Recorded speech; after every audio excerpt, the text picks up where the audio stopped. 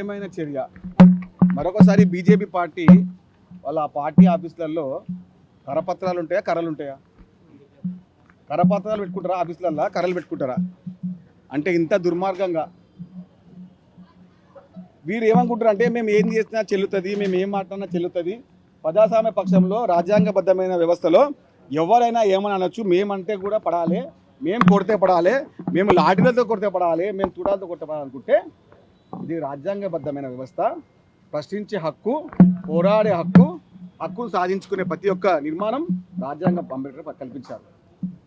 ధర్నా చేయొచ్చు, కానీ మేము రాళ్లతో కొడతాము, మేము కత్తులతో దాడి చేస్తామంటే మీకు మీలాంటి చెత్త నాయకత్వానికి ప్రజలు బుద్ధి చెప్తారు.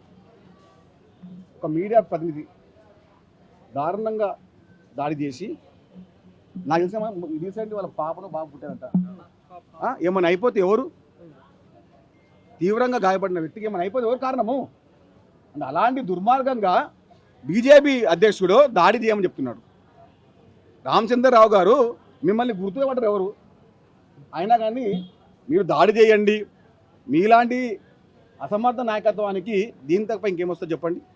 కాబట్టి బీజేపీ పార్టీ, బీజేపీ నాయకత్వం ఇంకా చిల్లరగా ప్రవర్తిస్తూనే ఉంటుంది. కాబట్టి ప్రజాస్వామ్యబద్ధంగా పోరాడుతూనే ఉంటాం.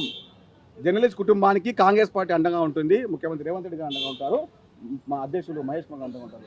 వారు పంపించిన ప్రతినిధిగా రాజశేఖర రెడ్డి గారు, నేను, కిషోర్ రెడ్డి గారు, అదేవిధంగా పుదిరాజు జరిగింది. ఎక్కడ ఉన్న మీడియా వారి యొక్క ప్రతినిధికి ఏ అవసరం ఉన్నా, ఏ అవస్థ ఉన్నా మేము అండగా తోడుగా ఉంటాం.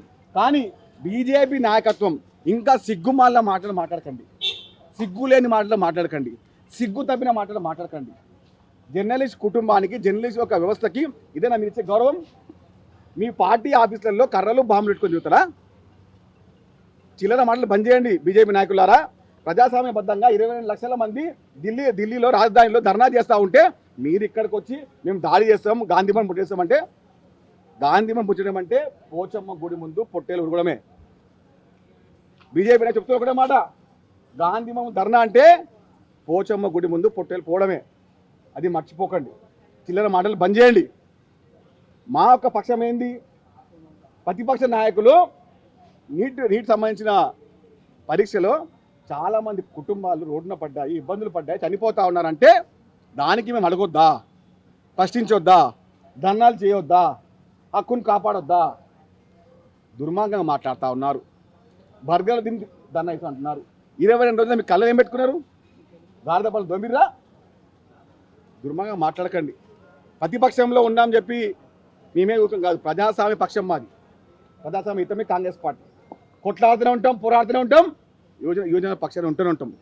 తూటాలు దాగని బీజేపీ అంటే బ్రిటిష్ జనతా పార్టీ అని మళ్ళీ నిరూపించుకున్నారు.